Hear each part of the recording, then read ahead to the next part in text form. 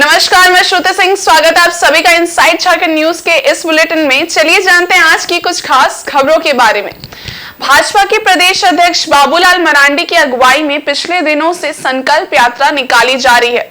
इस यात्रा में वे झारखंड के कई क्षेत्र में जनसभाओं को संबोधित कर रहे हैं। इस बीच मुख्यमंत्री हेमंत सोरेन और शिबू सोरेन के खिलाफ अपमानजनक भाषा का इस्तेमाल करने पर उनके खिलाफ 4 थानों में एफआईआर दर्ज किया गया है। भाजपा का ये संकल्प यात्रा 7 चरणों में होना है।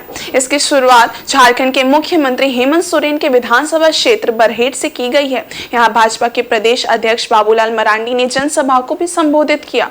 इस दौरान उन्होंने झारखंड में व्याप्त भ्रष्टाचार को लोगों के सामने रखा। इस बीच भाजपा प्रदेश अध्यक्ष पर रांची, लातेहार, सिमडेगा और दुमका जैसे 4 जिलों में शिबू सोरेन और मुख्यमंत्री हेमंत सोरेन के खिलाफ अपमानजनक शब्दों के इस्तेमाल को लेकर प्राथमिकी दर्ज कराई गई है।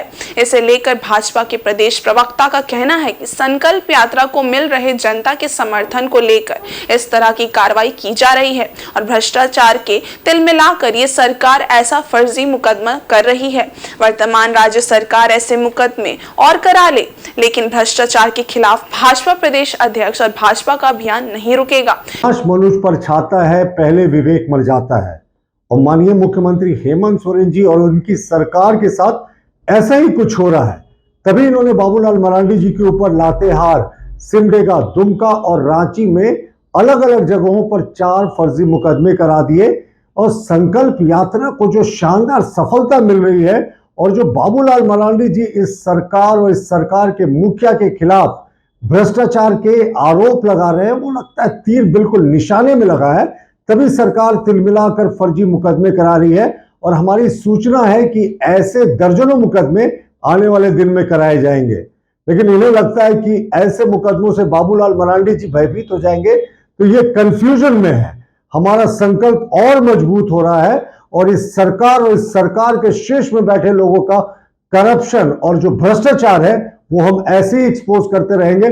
जितना दम है सरकार में वो मुकदमे कर ले, लेकिन हम राष्ट्रवादी दल के कार्यकर्ता ऐसे फर्जी मुकदमों से बिल्कुल नहीं डरते। वहीं इस पूरे मामले में वर्तमान राज्य सरकार के घटक दल में रहे कांग्रेस का कहना है कि वर्तमान भाजपा प्रदेश अध्यक्ष को अपनी जुबान पर नियंत्रण रखनी चाहिए।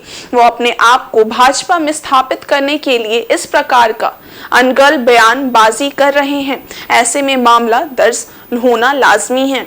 देखिए, जब हम सार्वजनिक जीवन जीते हैं तो स्वाभाविक तौर पे अपने जुबान पे व्यक्ति को नियंत्रित रखना चाहिए, नियंत्रण में रखना चाहिए। और बाबूलाल जी जिस प्रकार भारतीय जनता पार्टी में अपने आप को स्थापित करने के लिए इतनी होड़ उनमें हो गई है कि वो अनगढ़ बयान इस राज्य के द्विसुम गुरु कहे जाने वाले गांधीवादी विचारधारा के को मानने वाले आदरणीय शिबू सोरेन के प्रति अगर आप गलत उच्चारण करते हो तो स्वाभाविक तौर पे इस प्रकार का मामला जो है दर्ज तो होगा ही, क्योंकि गुरु जी का जो एक संघर्ष रहा है तो स्वाभाविक तौर पे वो संघर्ष राज्य की जनता बखूबी जानती है और समझती है। तो हमें ये लगता है कि बाबूलाल जी अब पूरी तरह बौखला गए हैं, बेचैन हो गए हैं, क्योंकि संकल्प यात्रा का उनको रिस्पॉन्स नहीं मिल पा रहा है जनता के द्वारा। तो जो उनके संकल्प यात्रा को जनता खारिज कर दिया है, तो इस उपभोग की स्थिति में वो जहां जा रहे हैं अनगढ़ आरोप जो है आदरणीय गुरु जी के ऊपर और आदरणीय राज्य के मुख्यमंत्री हेमंत सोरेन जी के ऊपर लगा रहे हैं। झारखंड राज्य में मॉनसून और वर्षा की स्थिति अभी कुछ दिनों से सामान्य देखी जा रही है, पर ग्रामीण क्षेत्रों में, विशेषकर उन क्षेत्रों में जहां पर खेती की जाती है, वहां खेती की स्थिति अब तक के सामान्य स्थिति से बेहद ही कम है। राजधानी रांची से सटे हुए इटकी क्षेत्र में इस बात को लेकर किसान बेहद ही परेशान हैं। इसकी मुख्य वजह यह है कि कुछ खेतों में तो रोपनी हो गई है और फसल पौधा के रूप में पनप भी गया है, पर अधिकांश खेतों में रोपनी के बाद बीज पानी के अभाव के कारण पौधा का रूप नहीं ले पाया है। फसल की उपज का पहला चरण अभी का ही समय होता है। बहुत ही किसान बारिश के पानी पर खेती के लिए अब भी निर्भर हैं। इसी को लेकर बहुत दिक्कत हो रहा है सर, बारिश नहीं हो रहा है, क्या करेंगे। हाँ, हम इटकी प्रखंड के रानी खटांगा गांव में हैं और हमारे यहाँ धान का बीना लगा है और खेती नहीं हुआ है, और खेती नहीं होगा तो हम लोग को बहुत काफ़ी नुकसान हो रहा है। हमारे यहाँ करीबन 2-3 साल से खेती में मार पड़ रहा है। इन साल तो बिल्कुल मार है, इसलिए हम लोग को मार होगा तो हम लोग को महंगाई बहुत ज़्यादा बढ़ जाएगा, और महंगाई के कारण हम लोग गरीबी के लिए कोई उपाय नहीं, इसलिए सरकार हम लोग को मदद देने की सहायता करे। उनमें निराशा का माहौल है। इन किसानों का कहना है कि पिछले कुछ वर्षों से उन्हें इसी तरह की स्थिति का सामना करना पड़ रहा है। इससे उन्हें कठोर परिश्रम करने के बावजूद भारी नुकसान भी सहन करना पड़ रहा है। इस मामले में इटकी क्षेत्र के मुखिया का कहना है कि अभी का समय धान की खेती के लिए प्रयुक्त होता है, पर वर्षा के अभाव में एवं गर्मी पड़ने के कारण धान की खेती नहीं हो पाई है। झारखंड के लोग विशेष तौर पर खाने के लिए चावल ही पसंद करते हैं, पर खेती नहीं होने के कारण इस वर्ष शायद पर्याप्त मात्रा में चावल उपलब्धता नहीं हो पाएगा। इसे देखते हुए किसानों के लिए संभव पहल की जा रही है। हमारा देश कृषि पर आत्मनिर्भर होता है। ग्रामीण क्षेत्र में कृषि कार्य जीविकोपार्जन एवं आत्मनिर्भरता की एक सशक्त माध्यम होता है। अभी के समय में भी मानसून पर निर्भरता कृषि के लिए कृषक वर्ग में बहुआयात में देखी जाती है, परंतु इस प्रकार हमारे राज्य सहित पूरे देश भर में बारिश की कमी, खाद्य सहित अन्य उपज में असर पड़ने की आशंका को जताई जा रही है। सरकार को इस ओर ध्यान आकृष्ट करते हुए अविलंब पहल की जानी चाहिए। बारिश नहीं होने से किसान को बहुत तरह का परेशानी होता है। अभी तो जैसे बारिश नहीं हुआ है तो धान खेती नहीं लगा है, और बारिश नहीं होगा तो इसके बाद में जो धान के बाद जो खेती होता है गेहूँ, आलू, मटर, वो भी नहीं लगेगा। और धान ऐसा है कि झारखंड में सब भात खाने वाले लोग हैं, इसलिए धान बहुत ज़रूरी है। पंजाब जैसा सब रोटी नहीं खाते हैं, और थोड़ा मोड़ा लोग पटाख लगेबो किया है, लेकिन इतना गर्मी है कि तुरंत तो दरार हो जा रहा है। अब दरार हो जाएगा तो उसमें उसका जो बछड़ा उछड़ा निकलता है वो नहीं निकलेगा। जो 1-2 लगाया है वैसने निकलेगा, उसमें मतलब किसान को हर तरह से नुकसान है। तो आप मुखिया हैं, क्या कर रहे हैं इसके लिए, क्या पहल? और इधर जमशेदपुर के जुगसलाई थाना अंतर्गत पार्वती घाट के पास नदी तट से एक युवक का शव मिलने से पूरे क्षेत्र में सनसनी फैल गई। युवक की पहचान जुगसलाई नया बाजार निवासी 40 वर्षीय हेमंत शर्मा के रूप में हुई है, जो बीते 23 अगस्त से घर से लापता था। फिलहाल पुलिस ने शव को कब्जे में लेकर जांच पड़ताल शुरू कर दी है। बताया जाता है कि 23 अगस्त को जुगसलाई नया बाजार निवासी 40 वर्षीय हेमंत शर्मा अपनी मोटरसाइकिल से दोपहर के वक्त खाना खाकर घर से निकले थे।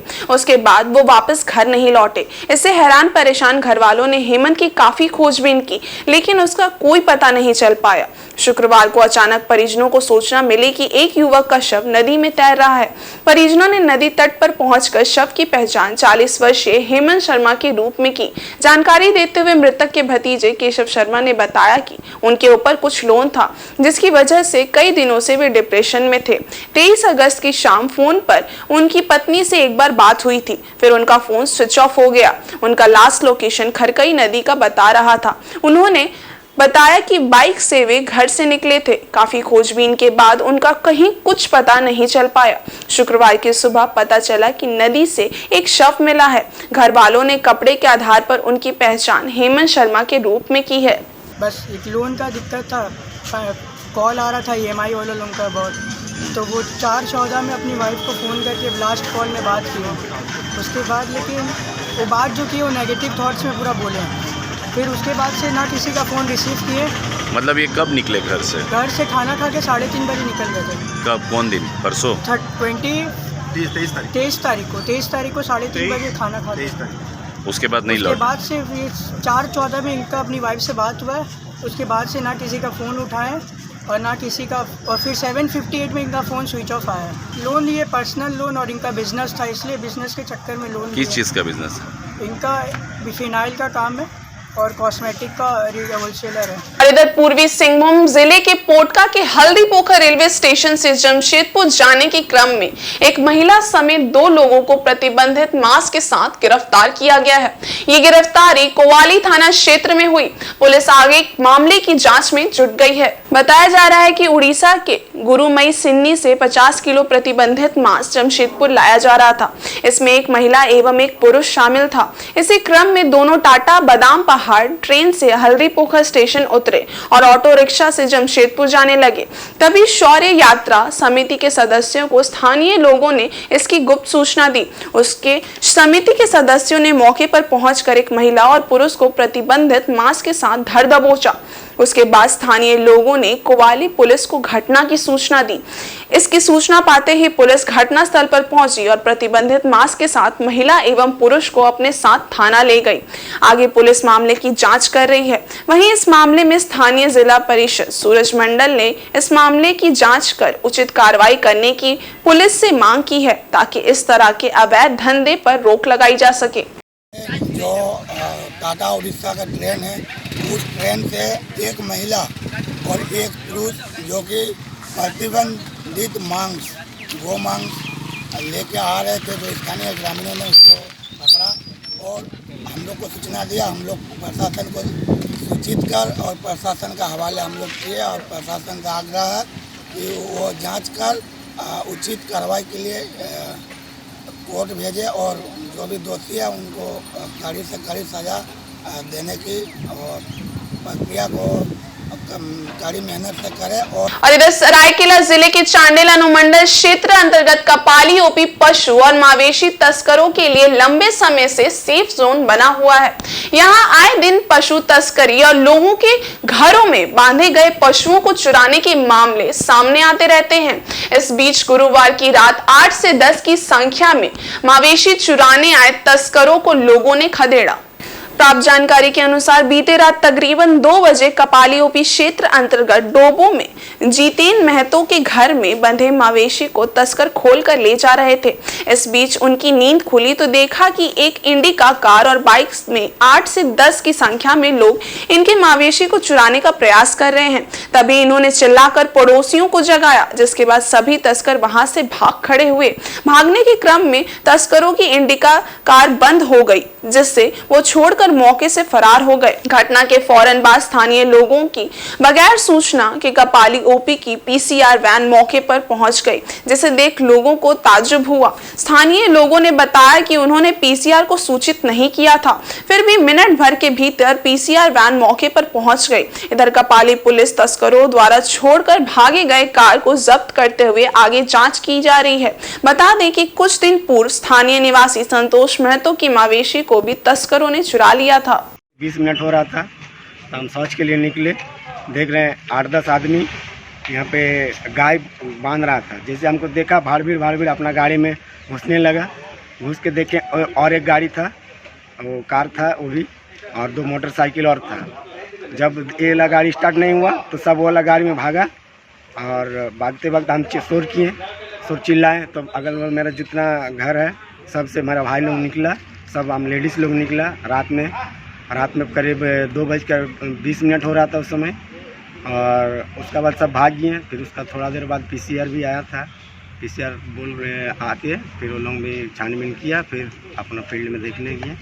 पूर्वी सिंहभूम मुसाबनी स्थित जगन्नाथ मंदिर प्रांगण में पर्यावरण को संरक्षित रखने के लिए पौधारोपण कार्यक्रम का आयोजन किया गया। मौके पर मुख्य अतिथि के रूप में कोल्हान प्रमंडल के पूर्व आयुक्त विजय कुमार सिंह उपस्थित हुए। मुसाबनी स्थित जगन्नाथ मंदिर प्रांगण में पर्यावरण को संरक्षित रखने के लिए पौधारोपण कार्यक्रम का आयोजन किया गया। इस मौके पर मुख्य अतिथि के रूप में कोल्हान प्रमंडल के पूर्व आयुक्त विजय कुमार सिंह उपस्थित हुए।